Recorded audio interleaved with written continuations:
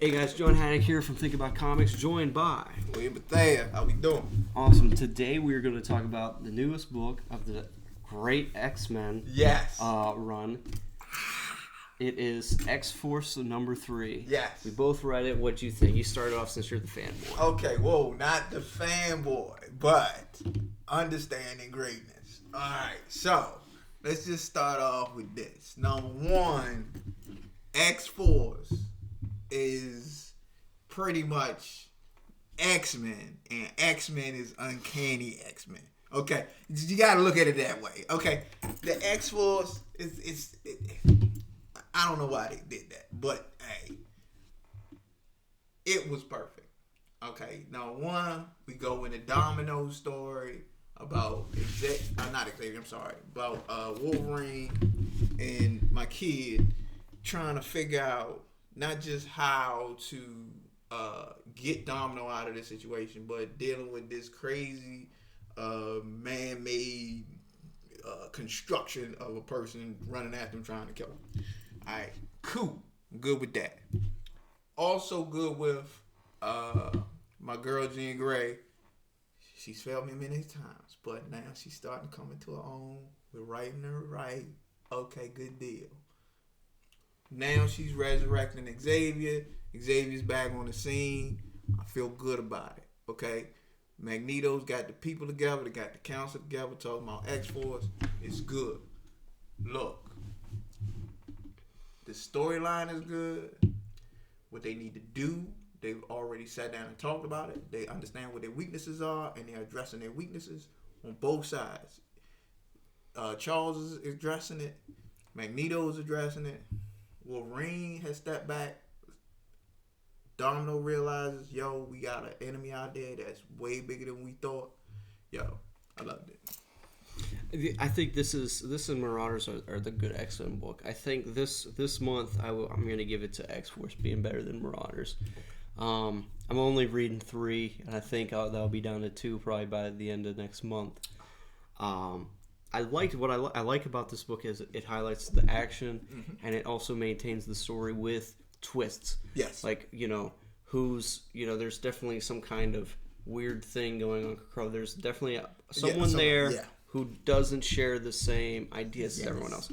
I hope that gets expanded on in this book and not other books that I'm not reading. I don't want to read all the books that get the same story. The books need to maintain their own originality, and that's what they've been doing so far. I'll give them credit on that. Okay.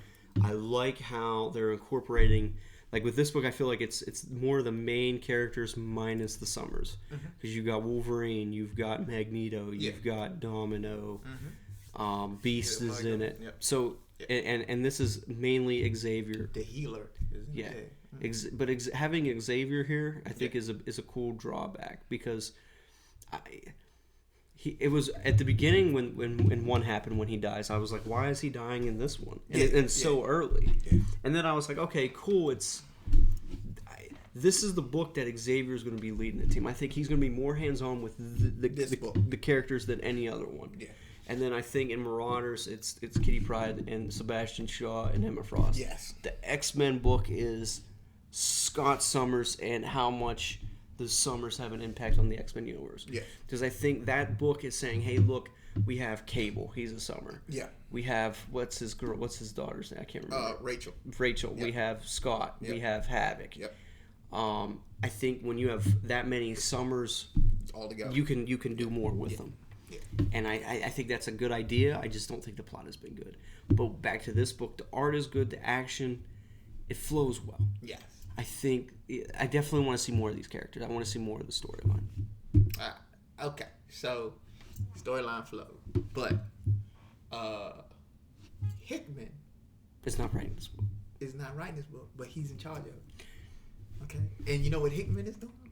He is making us all have to invest in all the books, because the reason why is because they all tie in. And I'm just thinking that the reason you heard about a techno drug in Fallen Angels is because this is going to be one component of the technical side of what they're doing as far as humans using technology to reinvent themselves. I think this is going to be a part of that war. I think one angle also is going to be what's happening with X-Force, whereas they're creating these new bioengineered people. Okay, this is another part of the piece to get to that war. So are you saying that eventually they're going to have these storylines come together and? Oh yeah, not only but I think this is why they introduced 2099. I think it's all relevant. I think 2099 is going to be the catalyst of not only the the symbiotes and technology and what happens when we're talking about merging symbiotes and technology together to better mankind. I think all of this is leading to that war. I think 2099 off the break was about the war. There was a war between mutants and humans, and then whatever happened after that, the technology and everything, corporations did whatever, but there was a war. Mm-hmm. There was a war before. Everybody has a war. The war has to happen. And the deal is, this is what's bringing us, this is the catalyst that's bringing that to it.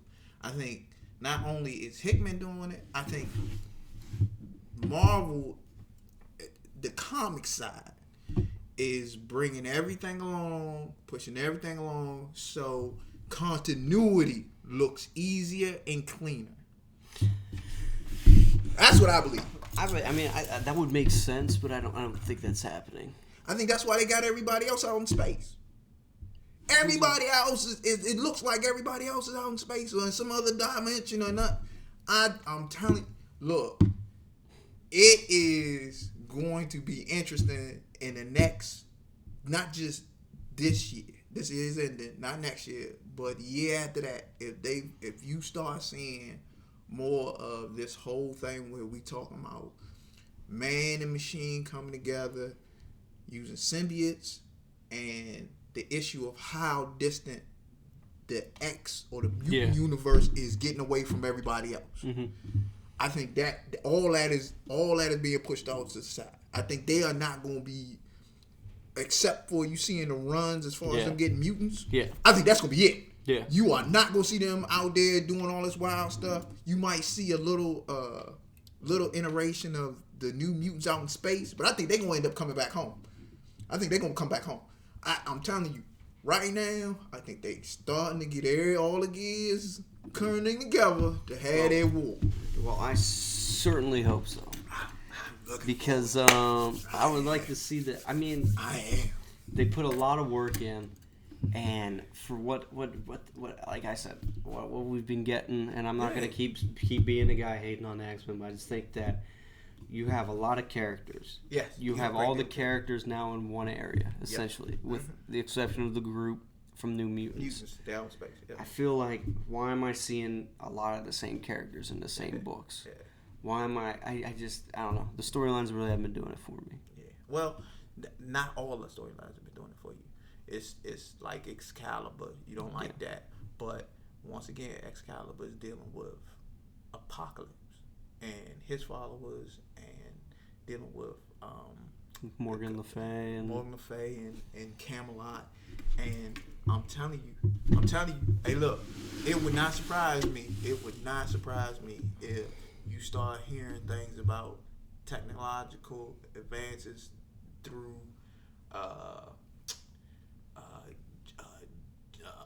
plant life and all this. No, I totally get what you're saying. Like, I hope they do it and they actually follow through with it. Yeah. Because I hope they don't do what DC did. Like, I don't know if you remember Kingdom Come and all that. Like, that was that future.